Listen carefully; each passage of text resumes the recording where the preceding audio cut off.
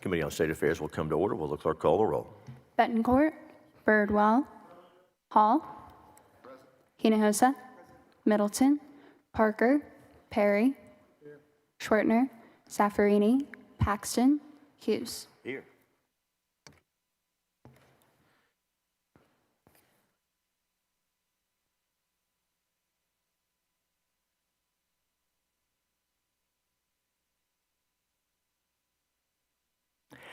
The chair lays out Senate Bill 2254 and recognizes and welcomes its author, Senator Flores, to explain the measure. Good morning, Senator Flores. Good morning, Mr. Chairman, members. So this is a bill that the committee has heard before. We passed it out of the Senate when it passed out of the House, and it's a pretty straightforward one. Charitable raffles are used by nonprofit wildlife associations to fund conservation efforts, supporting habitat restoration, wildlife protection, and other related initiatives. Current law does not allow these nonprofits to sell raffle tickets online, restricting them to in-person sales and only permitting online promotion and advertisement. This limits the ability of wildlife conservation organizations to conduct raffles, restricting fundraising potential and limiting the member participation. This bill amends the Occupations Code to create an exception for nonprofit wildlife associations to use their websites to sell tickets online for a statewide raffle. Doing so gives these organizations the ability to accept online payments, provide transparency and unbiased computer draws, allow for the funding of conservation efforts outside of in-person events, and would modernize raffle sales to make them more accessible, secure, and efficient. With that, members, it is the bill. Thank you, Senator Flores. Senator Betancourt carried it last time, but he needed the other Aggie to do this one this time. This is the one that got held up with all the other bills that kind of, you know what I'm talking about. Friendly fire. Yeah. Thank you, Senator Flores. Members of the committee, any questions for the author? Very well, we'll open testimony on Senate Bill 2254. Public testimony is open, and the chair calls Mike Wilson. Mr. Wilson is the only witness who is registered to testify on, for, or against. If anyone else wishes to, please make your way down to the table so that we can hear from you. Mr. Wilson, welcome. Get settled there and introduce yourself and give us your testimony.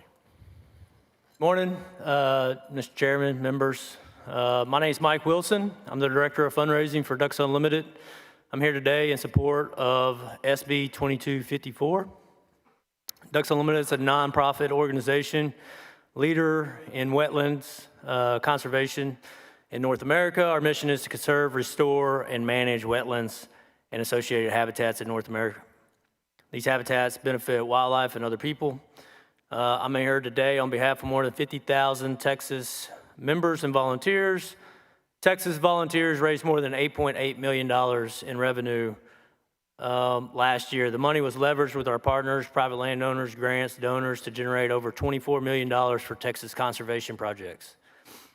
Senate Bill 2254 will enhance fundraising opportunities for our members and supporters that are unable to attend in-person events. Senate Bill 2254 will also provide a more secure payment method for our members and supporters by using a third-party credit card processing company like e-commerce sites. 35 other states currently allow charitable raffles to be sold online. I respectfully ask that you advance Senate Bill 2254. Thank you for your time. If you have any questions, I'd be more than happy to help answer. And thanks for your testimony. Senator, is there any questions for Mr. Wilson? So I'm curious just about how it would work practically. So normally you have there's a Ducks Unlimited banquet, for example. Other groups do those. Y'all are, we think of you guys. And so normally at the event there are guns being auctioned off there and charitable donations, that sort of thing. And then there are raffle tickets that are sold in person. And so under this bill, this becomes law. Would it open up, would it just be related to would it be a certain amount of time before an event, or would it be, I'm just curious how it would work. I'm not being critical. I just want to understand how y'all would do it. Sure, thanks for the question. So it would be leading up to events. It would be limited to members and supporters of the organization that are already pre-identified through our database and conservation groups alike. We would be able to offer promotional type offerings to our members and supporters that may not be linked to an actual in-person event. But yes, that's correct. Well, thanks very much. That helps. Members, any questions for Mr. Wilson? Thanks for being here. Thanks Absolutely, thank you. For your sorry. Anyone else wishing to testify on, for, or against Senate Bill 2254? Seeing and hearing none, public testimony is closed. Bills left pending at this time. Thank you, Mr. Wilson. Thank you, Senator Flores.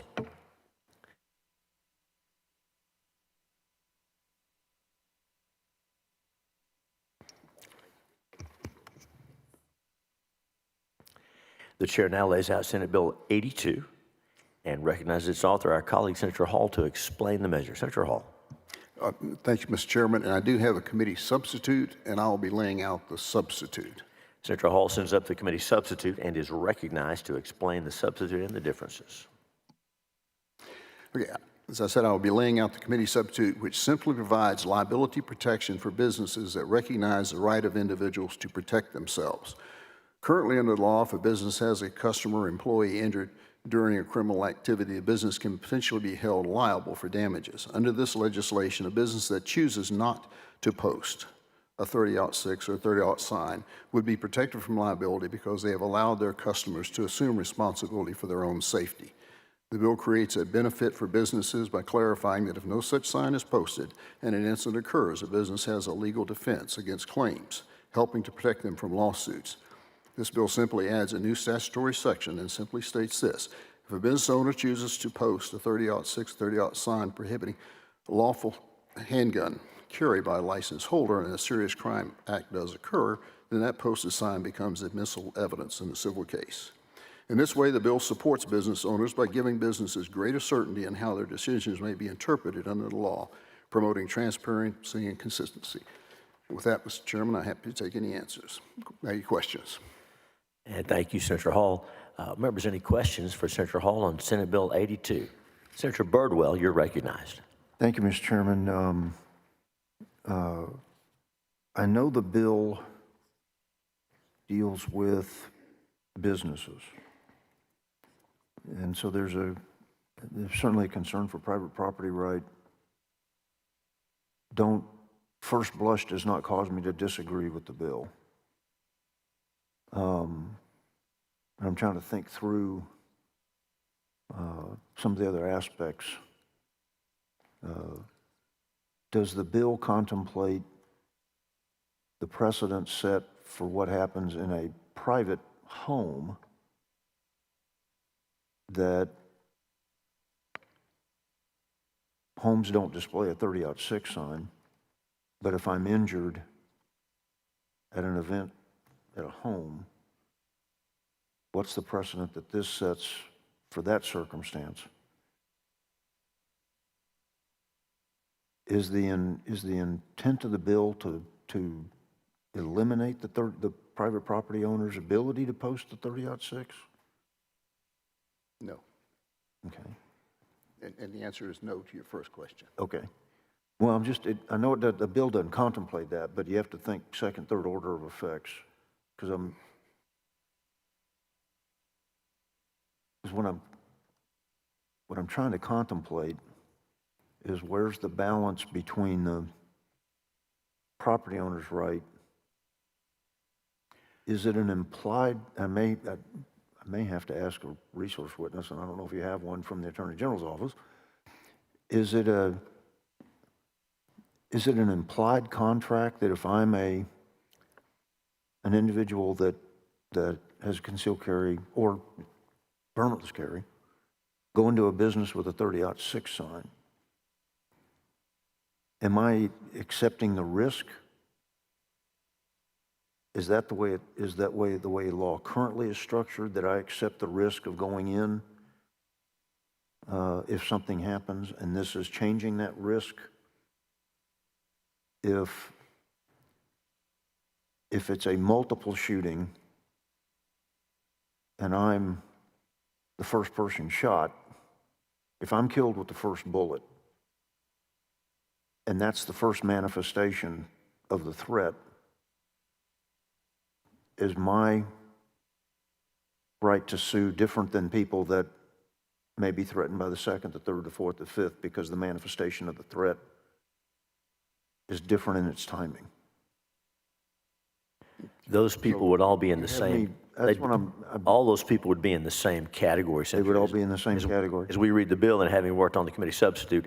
Okay, if- I haven't seen the committee I sub. think the substitute will help you. So if I'm, in Central Hall, you correct me if I get this wrong, but under the committee substitute, if an event takes place on the premises, and there's litigation over someone being harmed, then if that happens and the premise owner is sued because of what happened, this bill would say that the fact that they did not allow folks to carry guns pursuant to the law, that could be offered as evidence against them. So the fact pattern might be you're there, and because there's a 30-06 and a 30-07, you left your gun in the car. You left your gun at home, weren't able to defend yourself. This is one possible scenario. You weren't able to defend yourself, and you were harmed, and you brought suit against the business owner saying, hey, because you put that sign up, I followed the law. I was not able to defend myself.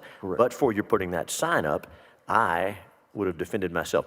Now, the committee sub does not say the premise owner is automatically liable, but it says the jury will be told. You can offer evidence. Okay. Hey, you put up this sign, you prevented me from defending myself. Doesn't mean the premise owner loses, but it means the jury must be given that information. So this, okay, so that, I think that's probably I'm not wording it well, but that was my concern, that if is the bill treat the 30-06 sign as prima facie evidence of guilt? And in this, the property owner.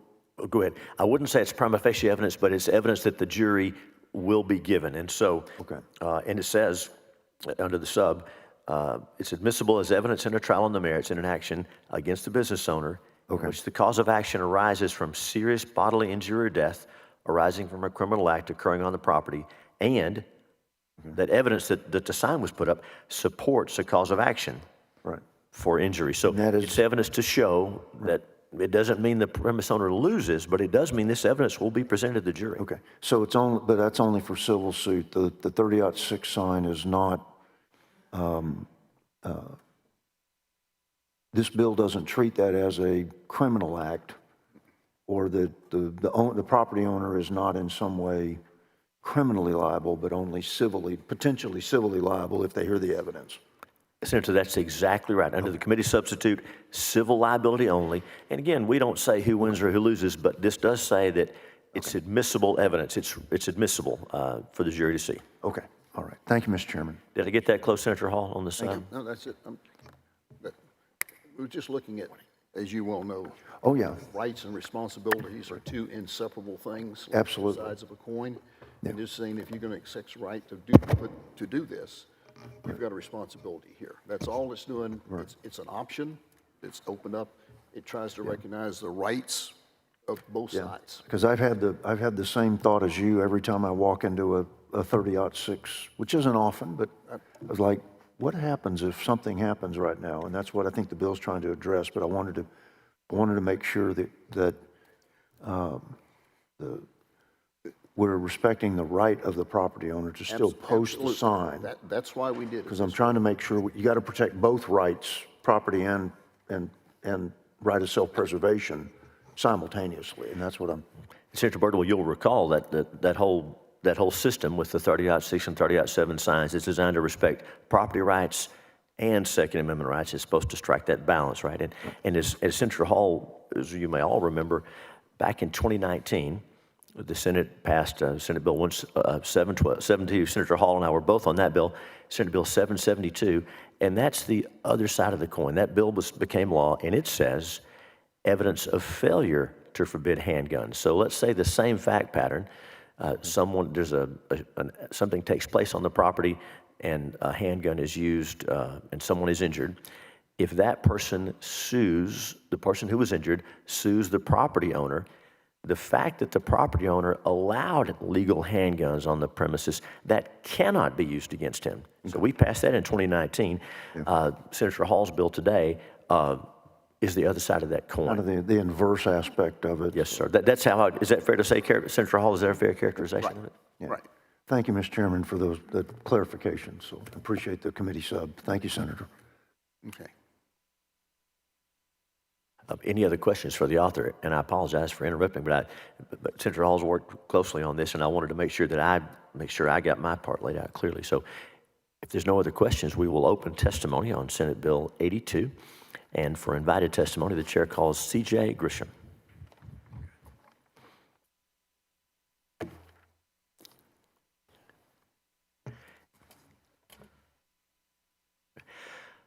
Welcome back. Introduce yourself. Give us your testimony.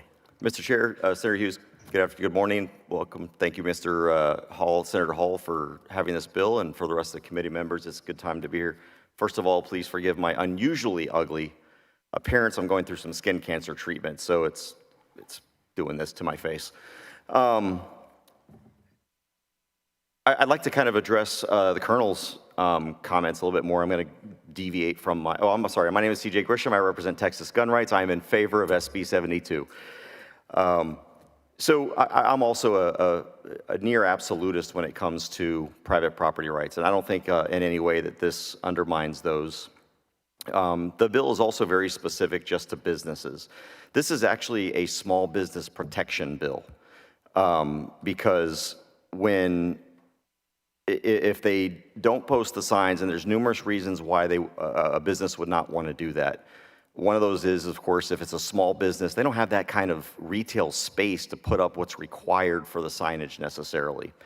But if they do put up the signs, the problem is that, especially in our small rural communities, a lot of people don't have a choice. You know, there's the argument that, hey, if you don't like the signs, shop somewhere else. Well, that's really good if you live in Austin, if you live in San Antonio, if you live in Houston, you have that ability. But if you're somewhere where the only place that you can shop for groceries is your local H-E-B, and that's it, or the Walmart superstore, and those buildings put up those signs, you have to make a choice here between surrendering your First Amendment right or your Second Amendment right or going hungry. But what this does is it protects anyone that if you don't put up these signs, and the people that go in there, if you do put up the signs and something happens to you, then you've got a recourse there, because there is a duty under the law of protection in many cases. When you go somewhere and there's a gross deviation from standards, for example, there's a reason why people sue when they slip on a carton of eggs that fell on in the aisle and nobody cleaned it up in a reasonable time. This is the same thing. If you put up signs and someone goes in there for whatever reason, I mean, a lot of times it might be because your family's in town or you're going to a work event, and this is where the work event has been scheduled, and you go there and you realize, well, crap, now there's a sign there. What do I do? Do I put my job first, or do I put my safety first? And you have to assume as a citizen in the state of Texas that when you go into one of these businesses, the reason that we're posting this is because we got your back. We've got security. We've got, like, when I walk into a courthouse, I'm not worried I got to leave my gun somewhere else. I'm not going to say where I leave it.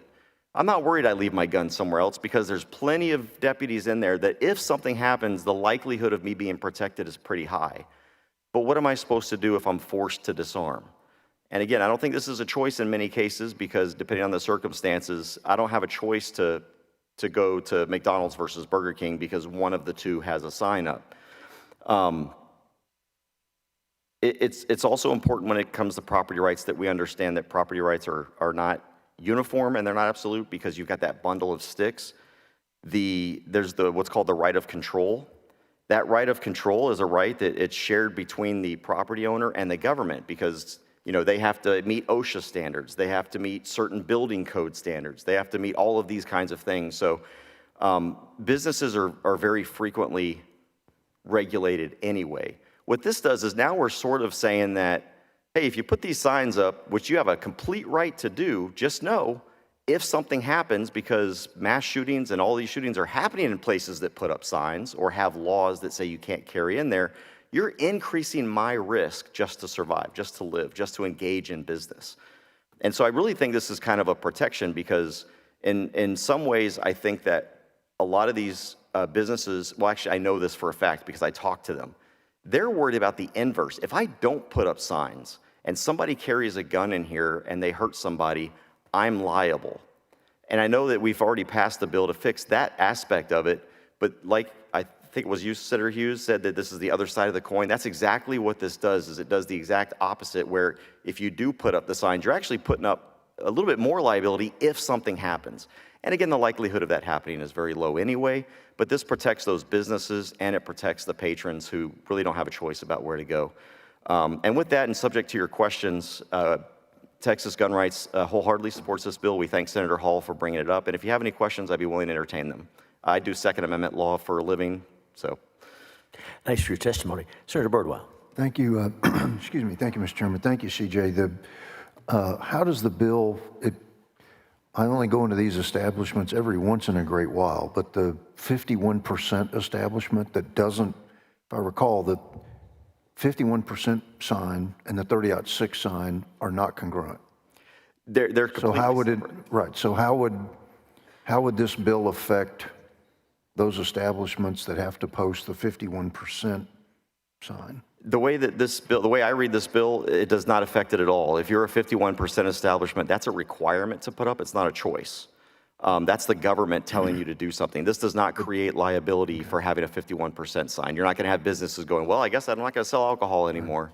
But if, God forbid, something happened in that 51%, does this apply in the sense of a civil action? It sounds like it's not, it doesn't. This bill would not. It would not apply to 51% signs at all. Now, where I think, well, I would just tell you straight outright, if I were a defense attorney on a case that was brought under this and the circumstances wasn't a 30-06 or 30-07 sign, but it was a 51% sign, if I'm the guy that is, and I wouldn't take this case because it's just nonsense, but if I were the guy that was hired to sue because there was a 51% sign up and something happened to me, I wouldn't, I don't think I would legally have an ethical, I sit here and say ethics and attorney in the same sentence, which is weird.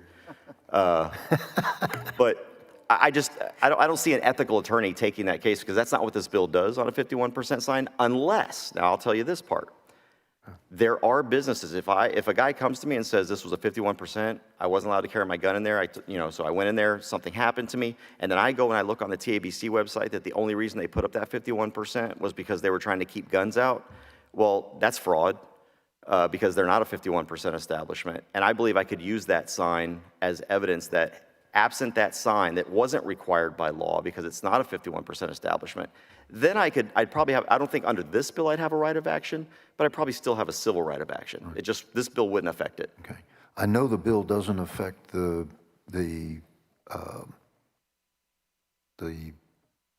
private relationship. You attend a Super Bowl party at a buddy's house, 20 folks are there, something tragic happens. This bill doesn't contemplate it, but I think it sets the precedent for how we might contemplate that. Would you agree with that statement? It sets the precedent for contemplating that? Respectfully, Colonel, I would not. I would not agree with that. This bill specifically deals with businesses. No, I understand that, but what I'm saying is that the precedent being set is that, okay, we're doing this for businesses. Look, as I'm listening and learning, look, I'm supportive of the bill. I'm just trying to think through, okay, if based upon what we do here, will there be a future ask on, I go to somebody's house, I'm invited to go, something tragic happens, do I now have a civil cause of action? Will this be stated as the precedent to generate that law? That's what I'm trying to think through of. Right. And so first I would ask you to pass this bill into law and let's see. But second, I don't, get that. I don't see that happening, and I'll tell you why. Because friends don't let friends drive without a gun. Yeah. So if you're going to a Super Bowl party at a friend's house that doesn't allow guns over there, he shouldn't be your friend. Yeah. That's my position on that. Well. But I don't see that because there is a major difference between, and I granted a business is a private property as well, to a degree. But it's open to the public, the way your home is not. That's exactly what I was about to say. It's open to the public. And I can just as easily watch the Super Bowl in my home as I can going next door where there's no guns allowed. But I can't just as easily in some of these places go shopping somewhere and get a particular item, you know, like a car. You know, some places only have one car dealership in the entire city. So I don't see this jumping, and I will tell you straight up, if a bill is ever brought up, and I'm about as pro-gun as you can get, but I also believe in private property rights. If there's a bill that's brought up that says that you have to force me in my home, I don't like HOAs, much less the government telling me what I can do in my home. Yeah. So I guarantee you that if that slippery slope argument ever does exist, we would probably be on the right side of that argument. Yeah, yeah, because that's the reason for my exploratory questions, because you've got to protect our constitutional rights all require protection equally. And so that's why I'm trying to just, with my exploratory questions, make sure that, okay, what are we doing here? And as it relates to private property owner and the individual citizen that may choose to patronize that business.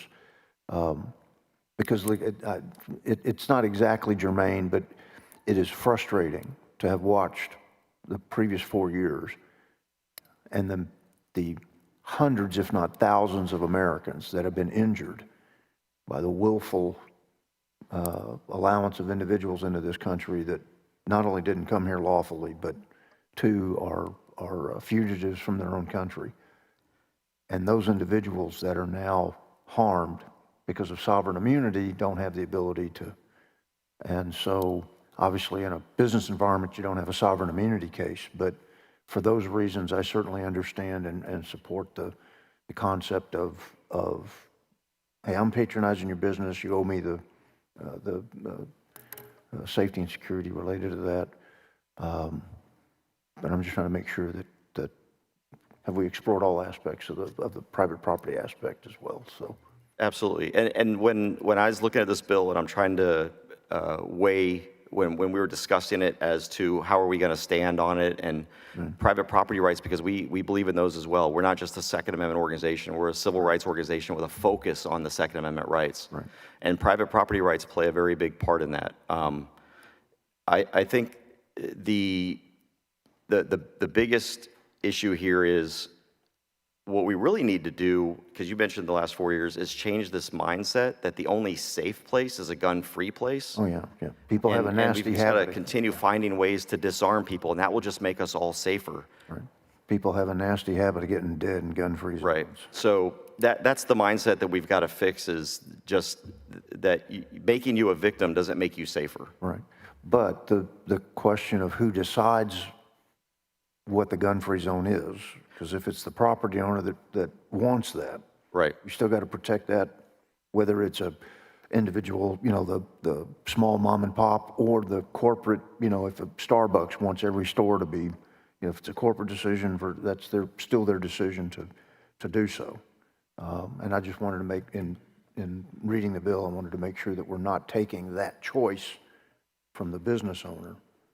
And the Chairman explained that very well. So I appreciate it, CJ. Thank you, Senator. Thank you. Thank you, Senator Birdwell. Any other questions for Mr. Grisham? Thanks for being here. Thanks for your And I messed up my slogan. It's friends don't let friends drive, disarmed, is what I should have said. That would have made more sense. Thanks. And open public testimony on Senate Bill 82. The chair calls Gary Zimmerman. Mr. Zimmerman is the last witness we presently have registered on for or against Senate Bill 82. Anyone else wishing to testify on, for, or against, come down and let us know. Mr. Zimmerman, welcome. Get situated there, introduce yourself, and give us your testimony.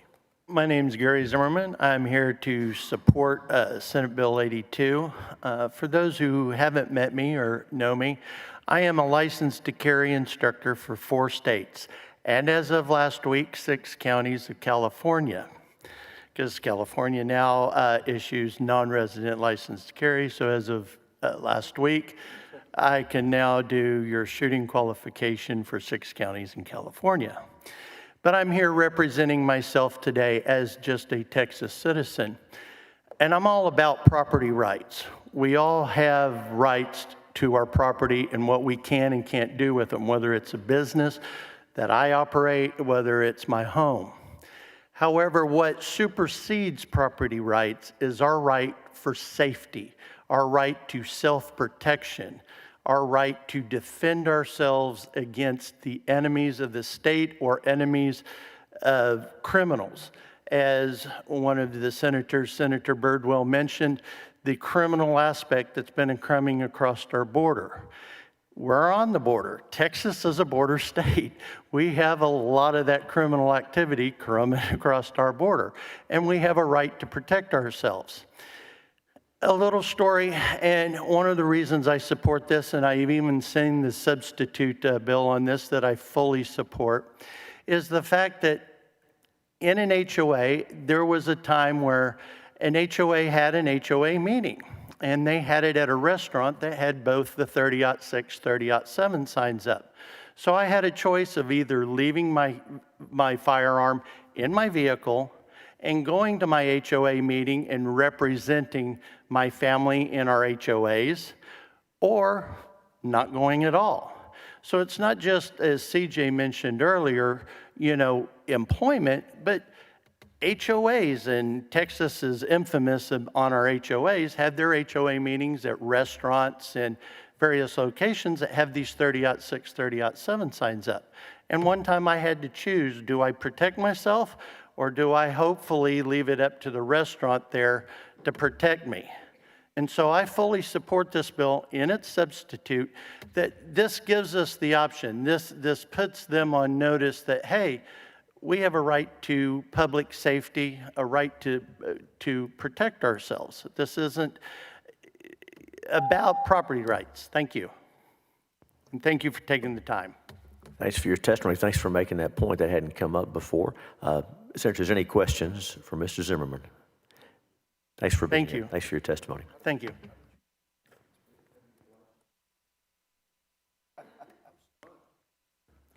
It took some effort, and there are some counties in California that want me to go and become a California certified instructor, and I'm in the process of doing that, but that's 3 months for that to go through. The 6 counties that were very red counties, and all I needed to be was an NRA certified instructor as well as being a chief range safety officer, which I am. So thank you. I'm sure San Francisco County will welcome you to do it. If that's the name of the county, I apologize, I'm being sarcastic, but I'm glad there's some counties that are respecting the Second Amendment. Thanks for doing that. Thank you. You have a great day. Thank you. Is there anyone else present wishing to testify on, for, or against Senate Bill 82? Seeing and hearing none, public testimony is closed. Bill's left pending at this time.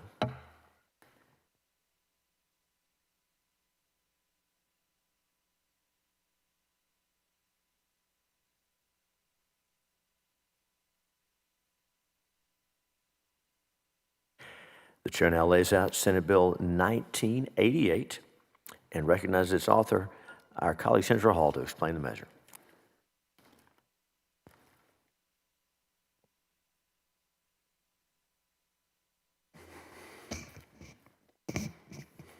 Mr. Chairman and members, I'm going to apologize to you right now in advance for the length of this layout.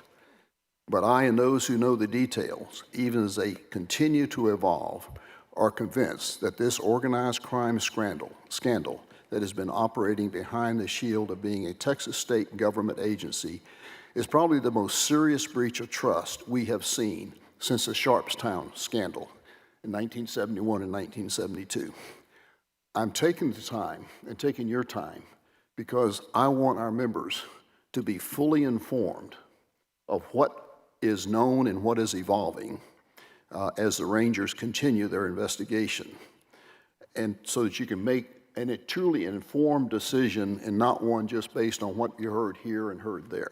So bear with me.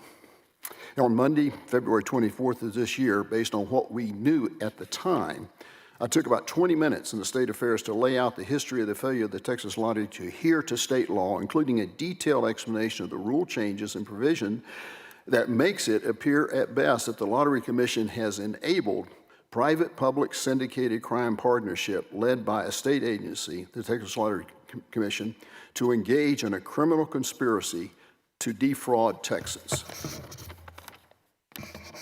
Ensure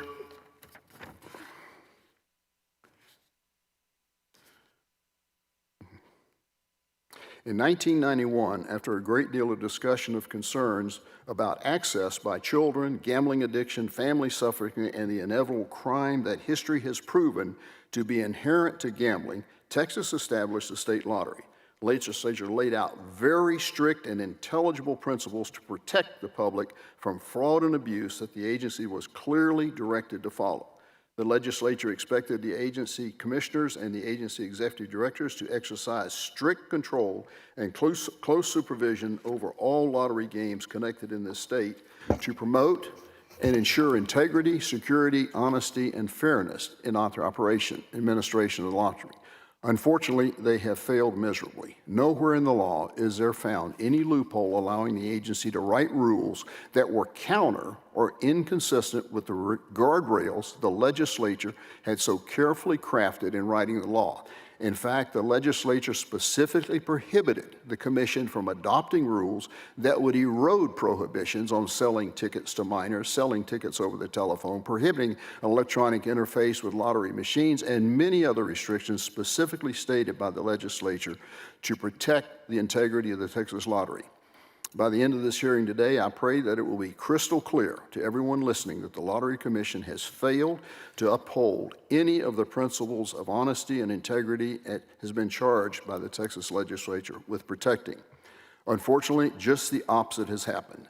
The agency knowingly violated Texas law by creating loopholes specifically to allow the use of telephone, internet, group purchases, resulting in underage gambling and changes to open the door wide for what the legislature intended to be illegal gambling practices. Let me say this another way. The illegal organized crime lottery operation we now have is not the result of some very smart people outside of government figuring out how to beat the lottery system the legislature intended. Now, outsiders may have helped with identifying needed administrative and rule changes to create the illicit system, but it was the lottery staff and commissioners that provided the rule changes and looked past the very clear activities of select retailers and couriers with authorizations to operate in this state.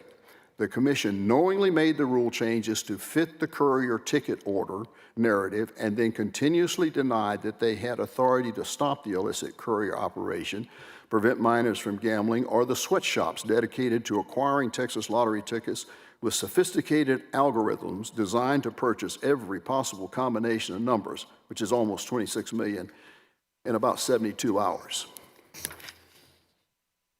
So that everyone understands how Texas was moved from what started as a luck of the draw, fair lottery game to what has become an organized criminal operation that is stealing millions of dollars from the public. I'll begin by giving the people who have only read the headlines related to this controversy some necessary background. There was a time when the Lottery Commission took its duties seriously.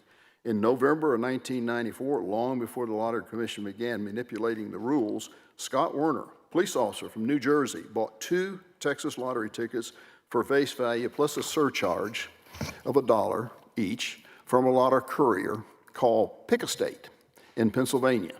An agent for the courier printed the ticket at a Texas lottery retailer in Houston, Texas. Werner was lucky. He was the only player to hit all 6 numbers in an over 94 draw. This win would have netted him $10 million. He attempted to claim the prize in January of '95, but the Texas Lottery Commission refused to honor Werner's claim, alleging violation of both federal and state law. And I cite this example to demonstrate how far the Lottery Commission has moved. Ethical standards have fallen since the early days. The origin of the ill-advised blueprint for changing the Texas Lottery from a face-to-face transaction to selling lottery tickets over mobile telephones occurred during the week of April of 2014 when the Texas Lottery Commission hosted a consulting group from an outfit called Camelot. Camelot was the operator of the UK lottery at the time, and the group was headed by a gentleman named Rich Wheeler. Camelot had pioneered the sale of lottery tickets over mobile phones in the early 2000s. Of interest, this week-long consulting by Camelot was provided to the Texas Lottery for free. Senators, you want to remember the name of Mr. Wheeler's name because you will hear it again in this saga. In 2015, the Texas Lottery Commission made minor changes to its administrative rules. These changes seem inconsequential, but they opened the door for what is likely the most significant and farthest-reaching lottery fraud in world history, simply eliminating the administrative prohibition on electronic and computer-generated play slips and amending the definition of play slip to include electronic play slips for the Mega Millions lottery games amounted to the first crack in the Texas Lottery Commission's foundation. The Lottery Commission justified this change by stating that it needed to implement its own smartphone app, allowing the players to check on draw results and access special ticket coupons. They stated the mole app was not meant to be used to sell tickets.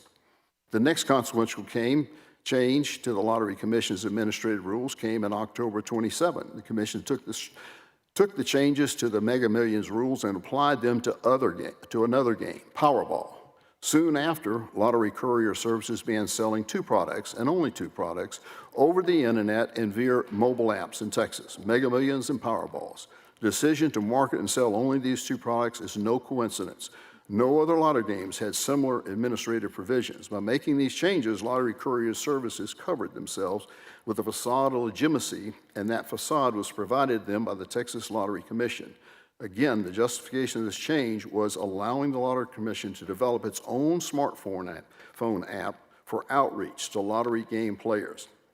Then in February of 2019, the Lottery Commission introduced another change to its administrative rules. This time, the new rules authorized players to enter their plays through third-party point of sale. The Lottery Commission says it's implemented this change because it was necessary to allow for lottery sales to take place in the middle of the lanes of a grocery store. However, it is undeniable that lottery couriers fit perfectly within this framework, and the change directly benefited courier services. This brings us to the June 2020 Lottery Commissioner meeting. This meeting was held over a Zoom call. Here, the commissioners applied the changes they made to the Mega Millions and Powerballs to all draw games. This included Lotto Texas Cash 5 and other Texas draw games. During the same meeting, the commissioners dropped a requirement for draw tickets to be sold only during retail hours. Previously, if your doors were closed, you couldn't sell tickets. This change allowed for courier services to sell tickets around the clock. The commissioners also eliminated a requirement that said no part of the sale could occur away from the terminal. Finally, in 2022, the Lottery Commission introduced a rule change that said the following: placing plays is done at the player's own risk through a licensed sales agent who is acting on behalf of the player and entering the player plays. It is no stretch to suggest this language is intended to include a person playing on a Lottery Courier app. Taken separately, these changes don't say much, but taken together as I outlined, these changes are indicative of an intent to facilitate fraud on a massive scale. You don't boil a frog by throwing it into a hot pot.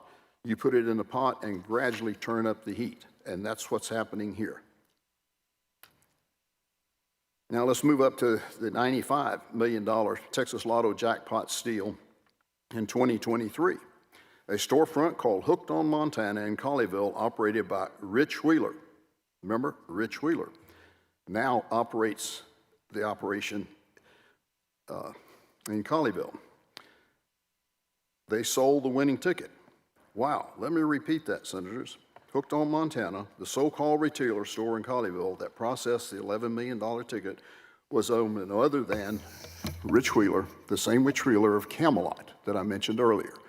That worked for the former Texas Lottery Executive Director Gary Grief and IGT in 2014 to potential opportunities to increase revenue in Texas. What a coincidence. Unfortunately, Senators, this is no coincidence. Yet another aspect of this story that affirms my belief that this was an inside job with multiple co-conspirators. In a coordinated effort, 3 other storefronts associated with Lottery Couriers processed the tickets. In total, 25.8 million tickets were sold to a single purchaser. This amounted to nearly all of the possible combinations for the Lotto game. At $1 per ticket, purchasing 25.8 million tickets in a short period would be mathematically impossible.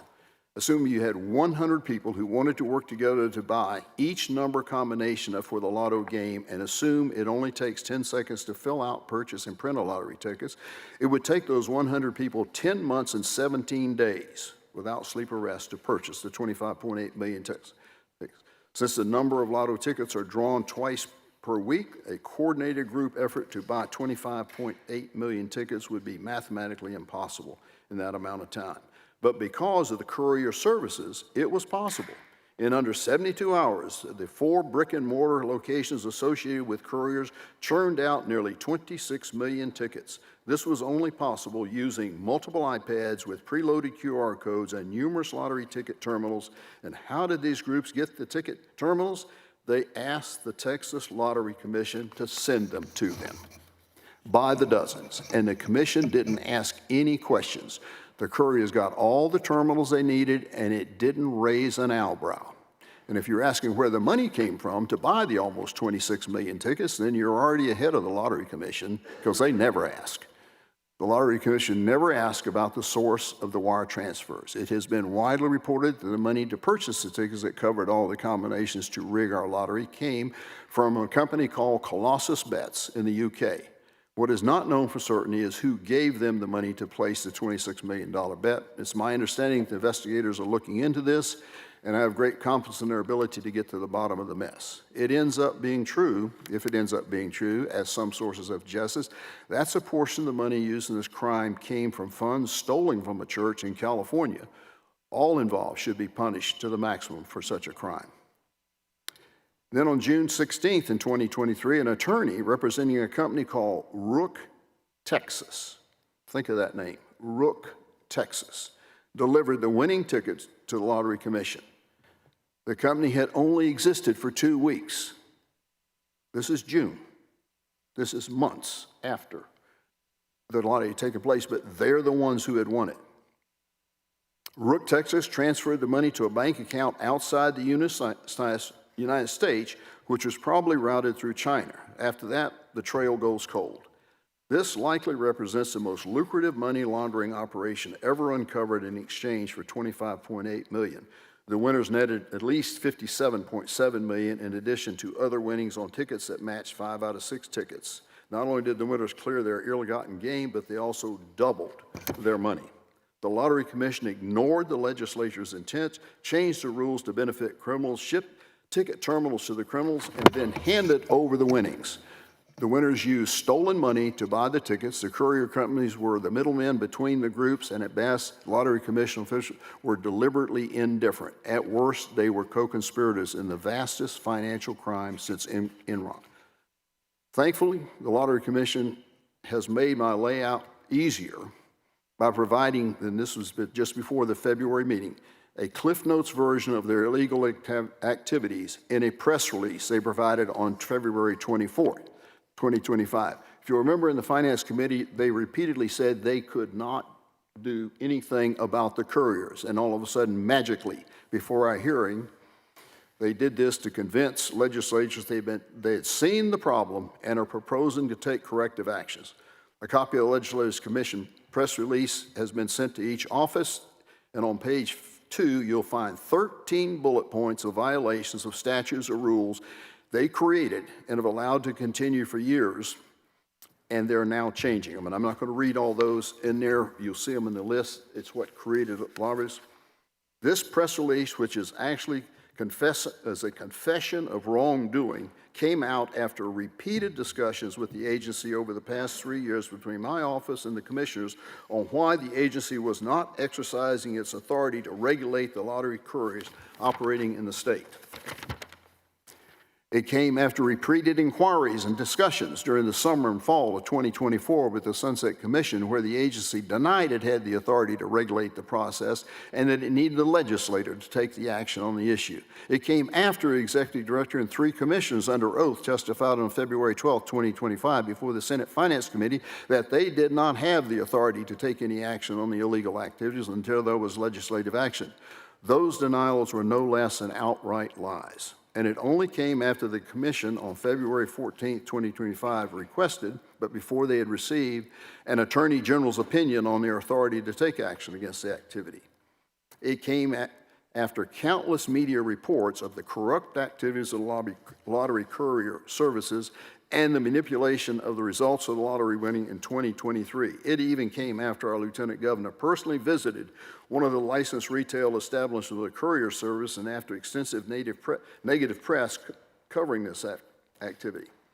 And what action had the legislature taken? None. The only thing we did was expose the deception. Multiple investigations into the lottery criminal operations are ongoing, and evidence of multiple crimes against the people of Texas continue to be uncovered. Let me just summarize a few of the crimes it is alleged that the commission has committed. And there are several of them here that I'm not going to go through each one of these. They facilitated a retail outlet with an expired license and no bank account to participate in the April 2025 election. The commission allowed Texas lottery tickets to be illegally sold in other states. The commission allowed Texas lottery tickets to be sold in the Dominican Republic. The commission allowed an electronic interface with them, and so on. There's at least 13 of them here in the list. Members, that's just a top-level summary of the illegal activities that the government agency either instigated, facilitated, or knowingly allowed. The bottom line results of these activities result in the theft of millions of dollars from legitimate lottery purchasers. Now, again, apologize for the length of this, but it's very important that you knew some of the specifics of the laws that where it appears that may be continuing to be broken by a criminal organization deeply embedded in our government. And this issue cannot be taken lightly. It is definitely not a partisan issue because I know and believe that every elected official is fully committed to upholding a high level of honesty and integrity in the Texas government. Just some of the laws and the penalties that were broken. Section 466.307, influencing selection of winners. Penalty, felony of the third degree. .3054, group purchase arrangements. Penalty, felony of the third degree. Section 304, sale of ticket at unauthorized location, penalty, Class A misdemeanor. Section 308, claiming lottery prize by fraud, felony of the second degree. Felony of the second degree. Felony of the second, goes on and on the number that they're here, and I won't read them all. The alteration of a ticket. And tampering with lottery equipment, the felony of the third degree.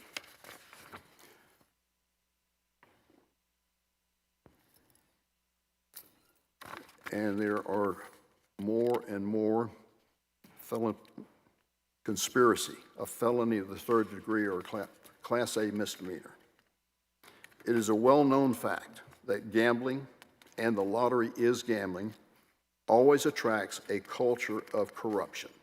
Ethics, integrity, credibility, honesty, trust, 5 words that should be foundational of government, especially the Texas state government, but those 5 words have been ripped out of the Lottery Commission. If the Lottery Commission were to adopt an official motto today, it would have to include unique words like lie, cheat, steal, mislead, and cover up. This bill is intended to send a strong message to not just the Lottery Commission, but to all state agencies that have assumed authority not given to them by the legislature and have taken upon themselves to defy legislation and create rules that clearly violate the word and intent of the Texas legislature. There is no way to reorganize, restructure, or restore the integrity of the government-run Texas lottery. So I'll close with this statement. People are people, humans are humans. Human nature is human nature. Neither can be changed with legislation. The basic nature of gambling attracts a culture of corruption and brings out the worst in people. And I strongly believe that the only legislative change that would have a meaningful impact and eliminate the culture of corruption of the organized crime syndicate embedded in the Texas government is legislation that completely and permanently abolishes the Texas Lottery Commission. I believe the legislature owes this to the people of Texas. With that, Madam Chair, happy to take any questions. Well, thank you, Senator Hall. First of all, just for your attention to this. I don't know of anyone who's watched it as closely as you. Thank you for bringing this solution to us. It's definitely the nuclear option, but what you have described is incredibly disturbing. I have a question, just a couple of questions, but as I listen to your layout of the history of the Lottery Commission from its beginnings, which were tightly structured and tightly operated, to where we are today, are you saying that the lottery was operating, that they were creating rules in contradiction of statute? Absolutely. Okay. And are you saying that they were implementing operations even in contradiction to the rules? They were misusing. They wrote rules under one pretense and then used that opportunity otherwise. Are you aware throughout the history of all of this, are you aware of any requests by the Lottery Commission to have the legislature address the things that they clearly wanted to change in their rules? Did they request permission to make these rule changes that were in contradiction? Because if they have rules that are in contradiction to the law, then that would sort of indicate they think it ought to be done differently, right? And so there's a mechanism for that, which is to come and ask the legislature if you can do it differently. Are you aware of any? I'm not aware, but they made the rule changes themselves, and I had personal face-to-face meetings with members from the commission talking about it, and they denied the ability to make any changes. They denied in our meetings that they did not have the authority. At that time, I did not have the list of changes that they had made, but when they brought out that press release that says this is what those were the rules that they had changed in order to make the couriers, I'll use the word legitimate. I hate to use the word legitimate tied to the Lottery Commission anyway, but they made those changes to allow this to happen. And they continuously, and this part is not hearsay. This came in face-to-face meetings in my office with members from the commission that said they couldn't do this and there was nothing wrong with it. And they attempted to describe to me how it was perfectly okay. It was not unusual for someone to show up with $11 million in cash and buy tickets. It never dawned on them that it might be someone doing money laundering, and that was outside their scope of authority. This is what I was being told. They didn't question it, and they went through trying to convince me mathematically, and had I had our colleague, Senator Bettencourt, with me, he probably could have checked them on the spot, but I'm not quite the numbers man that he is, and so I let slide what they were telling me because I approached that meeting with a mind of trust. In good faith. I was good faith that all I was seeking was answers, and they were bringing me answers and lying to me. Absolutely lying to me in the meeting. And so it's not the same commission, it's not the same thing that was established initially by the legislature. Well, thank you, Senator Hall, again for your thoughtful presentation of the facts. We do have some witnesses here. We have an invited witness, Rob Kohler. If Rob Kohler is present, here we go. From the Christian Life Commission.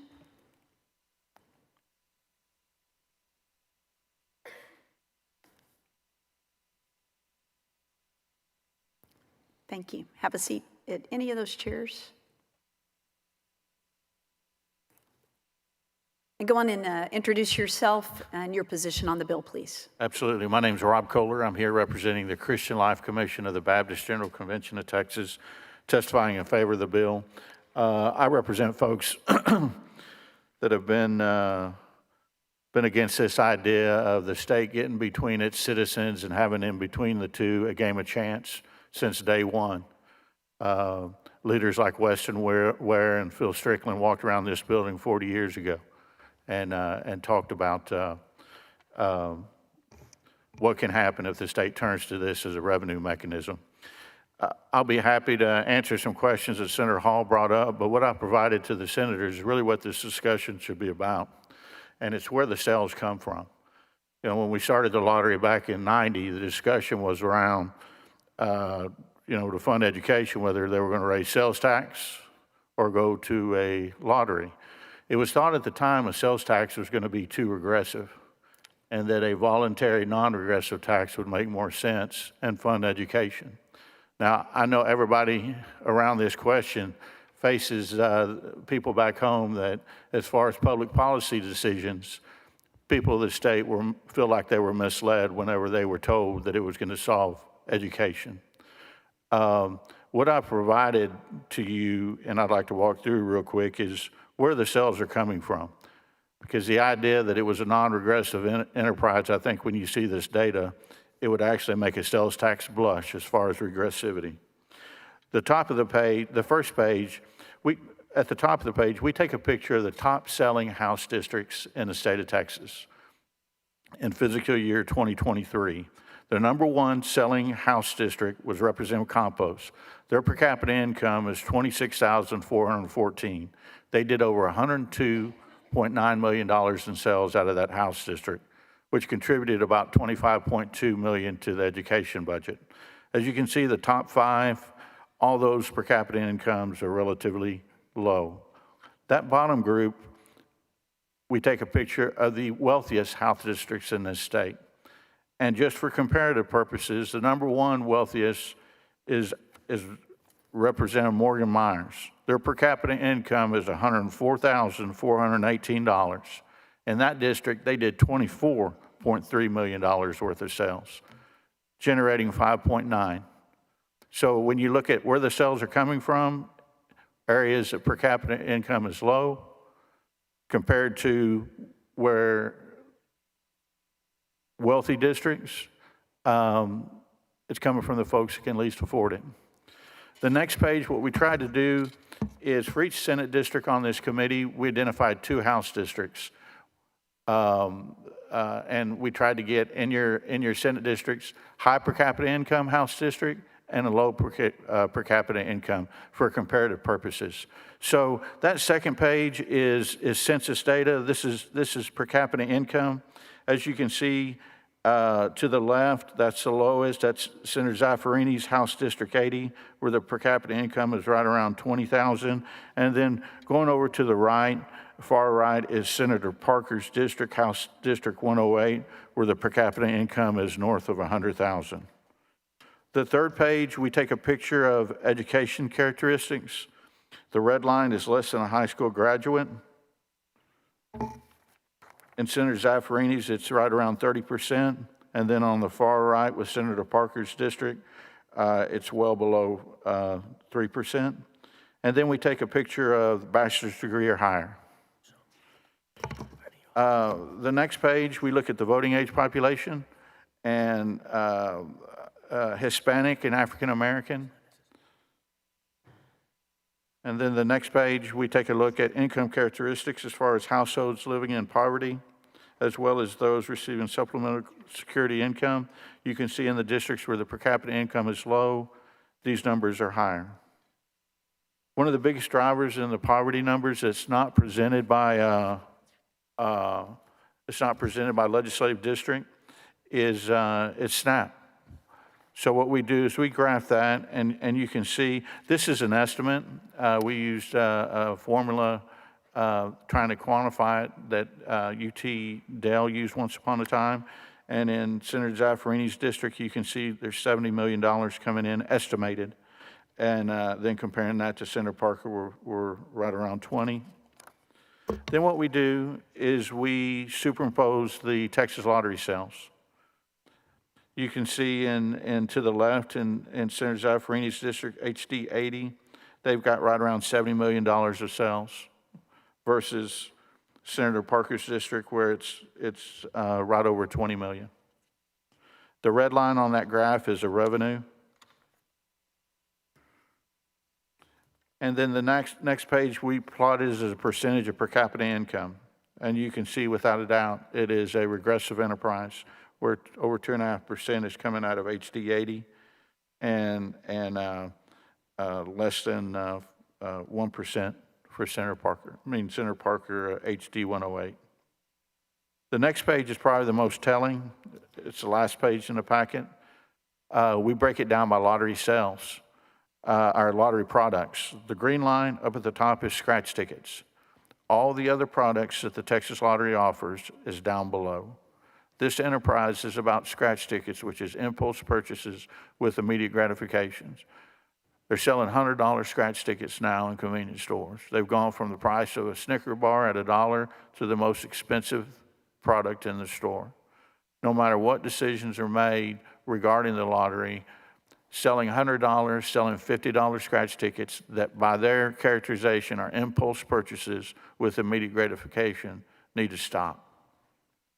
So with that information, it shows that this enterprise, yeah, it may have been voluntary, but it's certainly a regressive enterprise, and it's coming from communities and areas in our state that we pour money into trying to help folks, and I represent folks that believe in that.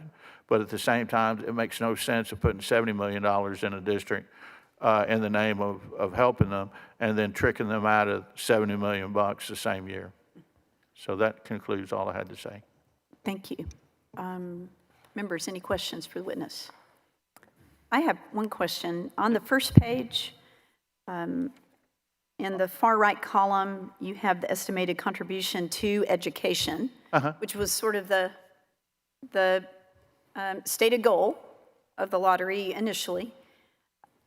So just looking at Representative Campos on the top five, in the top five, the number one sales in the state, 102.9 million, and 25 million of that, so about a quarter of it is going to education. Where is the rest of it going? Do you have that data? Yeah, so if you just look at, these are based on the contribution that year, about 24.5 cents of every dollar went to education. So the balance of that will go, a significant amount goes in the prize pool. So for a particular dollar wagered on average, you can look at about 60 cents goes to pay prizes. And then you have an 60 administrative. cents to what? Goes to pay prizes. Okay. So for every dollar that goes in, on average across the board, around 60 cents goes into what's called the prize pool, meaning that's what's used to pay the prizes for the game. So then after that, what you have is an administrative fee that they can charge up to 12% or 12 cents. It's been a little bit less than that, but basically, let's say 10 cents of that dollar goes to pay the administrative costs for the retailers get a nickel on the dollar. Out of that money, GTAC or IGT gets around 2 cents or so of that dollar, and then the lottery gets a balance to pay for their staff. What's left over after paying the prizes and paying the administrative costs, that's what comes to the state. So on a total scale, what you're looking at right here in this year, it was about 24.5. The challenge is that the lottery is relying so much on scratch tickets. Like last week, 85% of their sales came from scratch tickets. On a $100 scratch ticket, that contribution to the state is, the commission could tell you better, but it's about 8 to 10 cents. So out of that dollar on a $100 scratch ticket, the state's only getting about 8 to 10 cents of revenue. So it's a very tremendously ineffective tax. And as they rely on scratch tickets so much, the revenues look pretty, and they're able to say, hey, we're doing $8 billion. But as they continue to rely on that and these high-priced tickets, that revenue to the state, of which we're supposed to be here for, will continue to go down. A lot of overhead. Yeah? A lot of overhead. Yeah, yeah. Well, thank you. That's very interesting. Tells the other side of the story too. To kind of fill out the Yes, ma'am. the story we're looking at. Members, any other questions for our witness? Senator Hinojosa, you're recognized. Thank you. It just was clarifying how out of the scratch-offs at a $100 scratch-off ticket, how much? For every dollar? Yeah, for every dollar wagered in, the best that I can tell is about 8 to 10 cents. 8 to 10 cents, okay. Yeah, so you compare and contrast that to a draw game, which is like a Lotto Texas, the state's getting right around 35 cents. So it comes to effectiveness of a tax rate. So The problem they've got long-term is they built this thing so high on scratch sales that the sales will look pretty, like I say, but because the tax rate to the state is so small on those high-selling tickets, it can't sustain itself without, what's next, a $500 scratch ticket? Thank you. Senator Hall, you're recognized. Just on your question there, which is a very, very good one. The bottom line about schools, 3 days. 3 days out of a calendar year is what the lottery funds. 3 days out of a calendar year of education. We certainly can find that's chump change in the Texas budget. The only other issue is a little bit of money going to the veterans, and we've got money to cover that, and we've moved, or it's in the process of moving, bingo over to another agency. Well, I appreciate you bringing that up to Senator Hall. That's something we've talked about. We do know there are other beneficiaries of the lottery, such as our veterans. We've talked about charitable bingo, separating that out, but I know everyone that I've talked to is fully committed to making sure that we take care of our veterans in other ways, that this is not the only mechanism we have. So thank you for bringing that up. Yes. Like one thing else, and senators, you'll see it's beneficial since your districts are so large. You have, and you have a lot of different demographics in your district. So that's what we try to do, is that you'll be able to look at a House district in your senatorial district that is low income and compare and contrast it to one that is not. And you can see for yourself the difference, where the sales are coming from. And so it's really a question of, Thank you. I appreciate the materials. Senator Birdwell, you're recognized. Thank you, Madam Chair. I've come in late on it because we're all trying to lay out bills and other committees. Yes, sir. So you may have explained this, but in looking at when you have a chart, it always, you're trying to make an impression of what you're wanting that individual that's reading the chart to understand. Yes, sir. And so in reading the chart real quickly, you have, and I don't know if this is purposeful or maybe there's a correlation, but you have Senator Birdwell and then HD 13, and then you've got Senator Birdwell HD 98. Does HD stand for House District? But yes, so sir. I'm not sure what you're trying to tell me here in this chart with me listed at 2 places for capita income with House districts, and then the same on the. So, Senator, help me understand yeah, what you're trying to tell so me. what we did is we looked at each Senate district, and because it's so large, you have multiple House districts inside that, and those House districts are very different in some cases as far as their economic. So what we try to do is to paint a picture of, for each Senate district, we took one with the lowest per capita income, and then we took one out of your district with the highest or higher per capita income.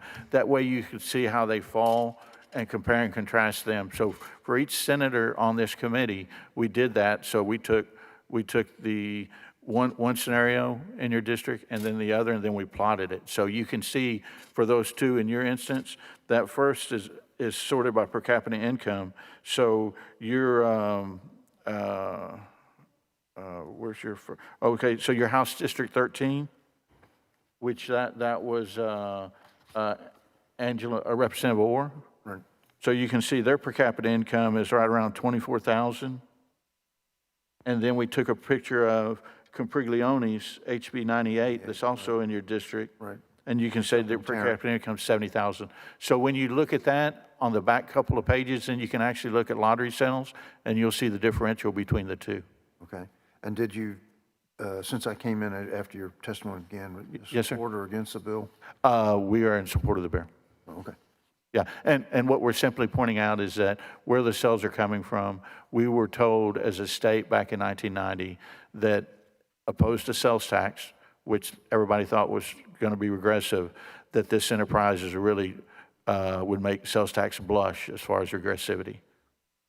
Yeah, thank you. Thank you, Senator Birdwell. Members, any other questions for our witness? Thanks for being here today. We appreciate it so Thank much. you. That is all of our invited testimony. We'll close invited testimony. And open public testimony. The chair calls Sergio Ray and John Litzler. Sergio Ray and John Litzler.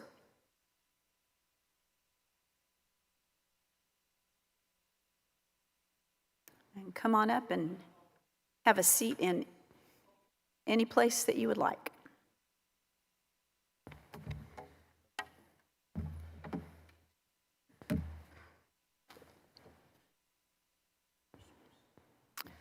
All right, thank you. Why don't we start here? And members, if it's okay with you, we'll go on and have both gentlemen testify, and then we'll hold questions for the end. But go on and introduce yourself and give us your position on the bill. Good morning. Sergio Ray, Acting Deputy Executive Director, formerly the CFO for the Texas Lottery Commission. And I'm here serving as a resource. Thank you. Go ahead. Good morning, Chair Paxton and committee members. My name is John Litzler. I'm the Director of Public Policy for Texas Baptist Christian Life Commission. We are a convention of more than 5,000 churches across the state of Texas, and I'm testifying in support of Senate Bill 1988 today. I want to thank Senator Hall for bringing forth this important piece of legislation. As I mentioned, there are more than 5,000 Texas Baptist churches across the state, and we are on the front lines of helping those who struggle with financial crises caused, at least in part, by the Texas Lottery. That can look like everything from benevolence funds to help folks with groceries or utility bills, all the way to counseling for gambling addiction and gambling addiction recovery groups. We support legislation that promotes both fair and just financial practices and legislation that promotes human flourishing in Texas. We believe this bill does both of those things, and that the Texas Lottery games don't do either of those things. In fact, they're the exact opposite. As you've heard today, they're neither fair or just, nor do they promote human flourishing in Texas. Frankly, the Texas Lottery game is the antithesis of Texas values. And what I mean by that is we promote Texas as a land of economic opportunity. We call it the Texas Miracle. We tell people, if you come here and you work hard and you try hard at something and you do right, you can thrive here economically. You can make a living. That's what we say with one hand. And then with the other hand, our state runs a commission and a game that says, don't work hard, just get lucky. Your dreams can come true if you're lucky enough. And recently, even good luck won't do it for you, because the game has been rigged against you because of the way that our state officials have operated with these lottery couriers and out-of-state interests. So even luck won't get you there. The Lottery Commission has had its day, actually 33 years worth of days, and it hasn't improved life for citizens of our state. It's made it worse. So it's time to support this bill and abolish the Lottery Commission. Thank you very much. Thanks for your testimony. Members, any questions for Mr. Litzler or for Mr. Ray, our resource witness? Senator Hall, you're recognized. Just for a temporary director, how long have you been with the commission, sir? I joined the commission, Sergio Ray, I joined the commission in October of 2023 as the chief financial officer. So just under 2 years.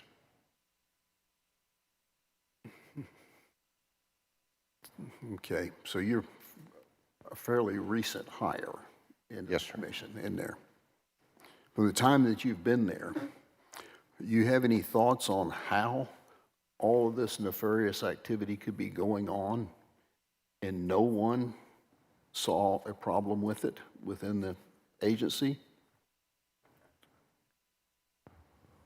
Most of my tasks as the chief financial officer is to check for the integrity of the numbers and to ensure that we were portraying that information properly, accurately, and under all aspects of auditing and accounting regulations. As far as the policy making of the agency, that is part of the executive management and the lottery operations staff. I'm just talking about the nature of the organization. I understand what that job is that you had. Mm-hmm. The nature of the organization of working with the rest of the 300 staff at the Texas Lottery Commission, we are focused on ensuring that we follow the law, that there are that we are in agreement with the law. Okay. So we are focused on integrity and honesty. But the agency didn't follow the law. The agency specifically made rule changes that was 180 degrees out from what the law said. And later admitted that by changing them back. I'm not accusing you of anything. I'm just trying to figure, what is the culture there that this kind of activity could be going on? Because this is not one-off. I can And tell you that no one raised a flag. There were no whistleblowers. There was nobody raised a flag. Maybe one whistleblower that nobody listened to. But other than that, nobody questioned. It just kept their head down and kept moving. And I cannot speak to the thought processes of the predecessors or who were in that decision policy, whether they either directly intended to do harm to the integrity and the honesty of the commission, or there were just unintended consequences. I can tell you that the remaining 300 employees are honoring the integrity, honesty, and fairness of the agency, and in ensuring that in their duties are keeping up with the requirements set by the statute. Okay, thank you.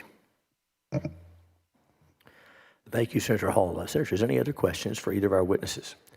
Thank you each for being here. You're excused. Is there anyone else wishing to testify on, for, or against Senate Bill 1988? Seeing and hearing none, public testimony is closed. Bills left pending at this time.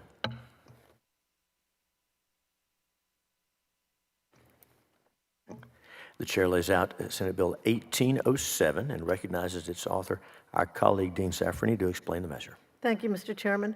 Mr. Chairman and members, Senate Bill 1807 relates to the confidentiality of certain personal information of an applicant for or a person protected by a protective order.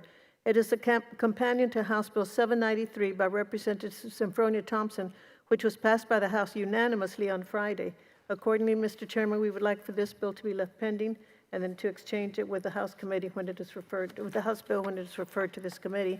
The short version is that this bill would require courts to grant confidentiality requests from an applicant or an adult member of a family or household regarding the person's address, county of residence, telephone number, and other personal contact information, even when this information changes. That's all it does. Thank you, Dean. Members, any questions for our colleague, the Dean of the Senate, on this Bill 1807, Senate Bill? Very well, we'll open public testimony, and the chair calls Sam Coletti. Mr. Coletti is the only witness we have at this time registered to testify on, for, or against. If anyone else wishes to, oh, great, here's a resource. If anyone else wishes to testify, please let us know. And welcome, introduce yourself, tell us who you represent. Thank you, Mr. Chairman. It's good to be with you this morning. My name is Sam Coletti. I am a board-certified family law attorney practicing here in Austin for 20 years. I am representing the Texas Family Law Foundation in support of this bill. The last legislative session, the legislature passed a law that gave discretion to a trial court judge to, when an applicant files for a protective order, to keep that applicant's information on where they live confidential from the respondent. But it stopped short of requiring the court to keep that information confidential.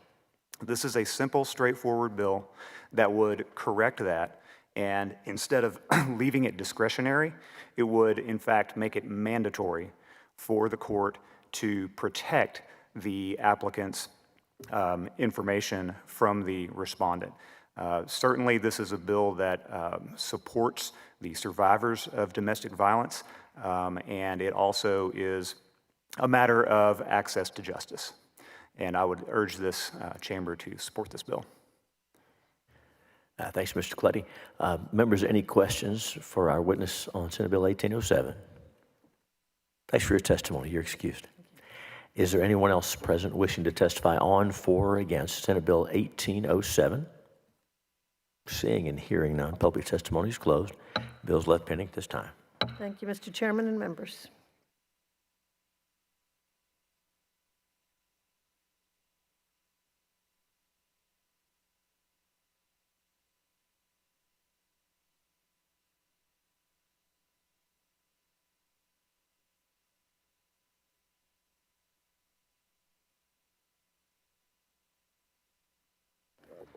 Chair lays out House Bill 119 and recognizes its Senate sponsor, Senator Hughes, to explain the bill.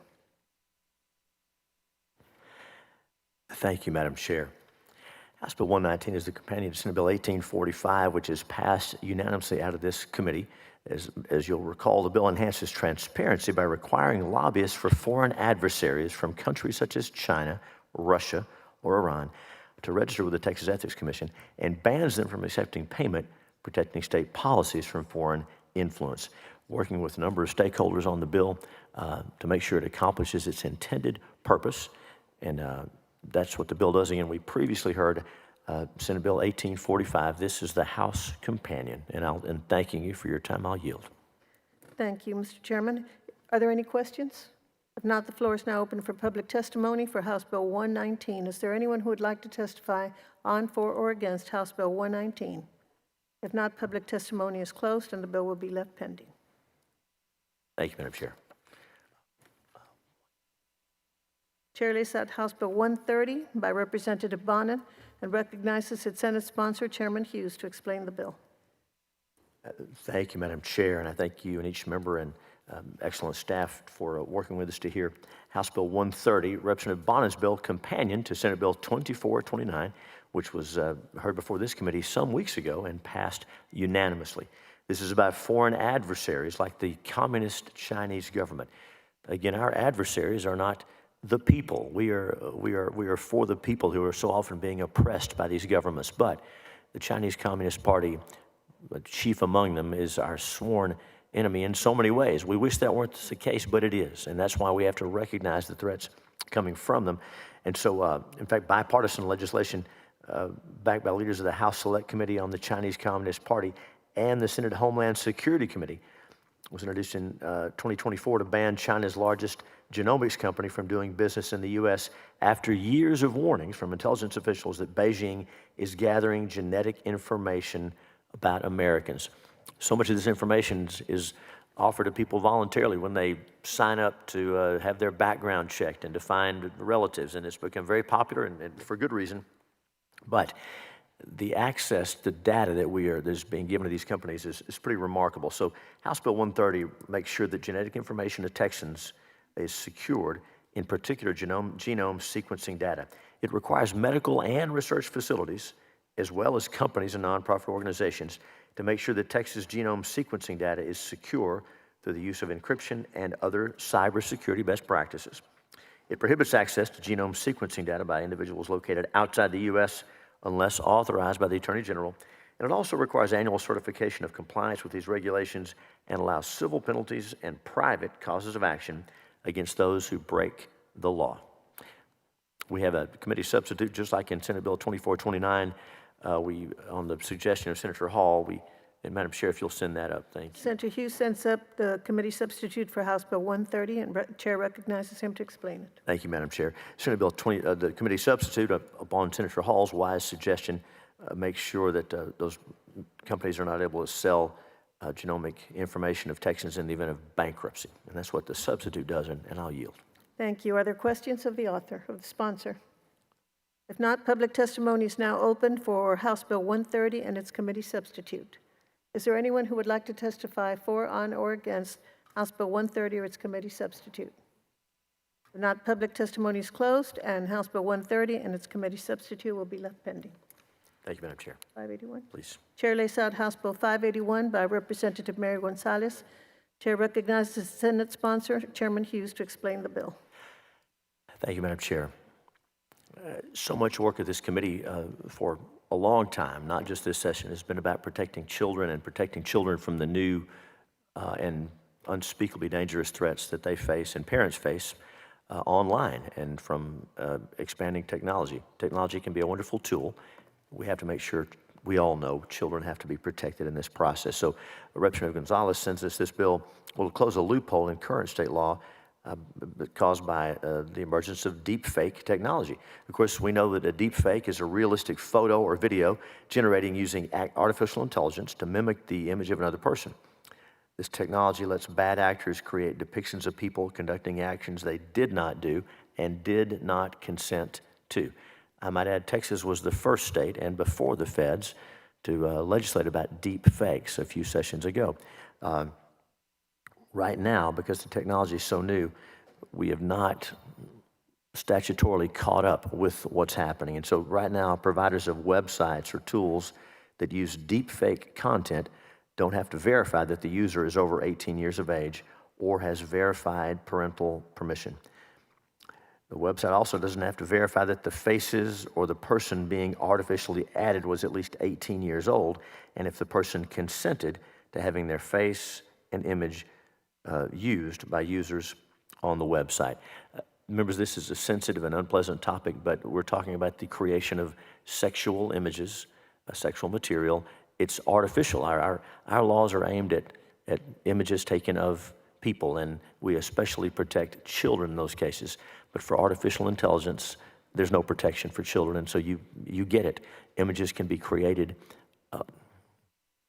doing anything you can imagine involving children.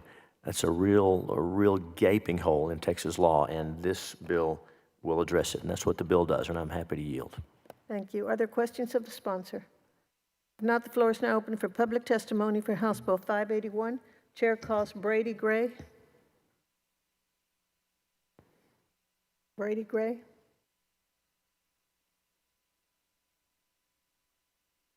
Brady Gray.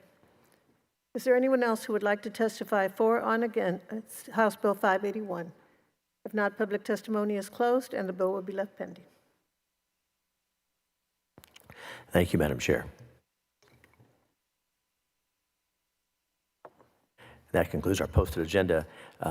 We cannot enough thank our excellent committee staff for moving these bills through, taking care of all the details, each member and your excellent staffs who work hard to prepare you and to move through the process, and the folks that work here in the Senate doing so many things that we don't even notice. They do it so well. So with thanks to everyone involved and every witness, whether you're on, for, or against, if there's no other business, the Committee on State Affairs will stand in recess, subject to the call of the chair. Good morning.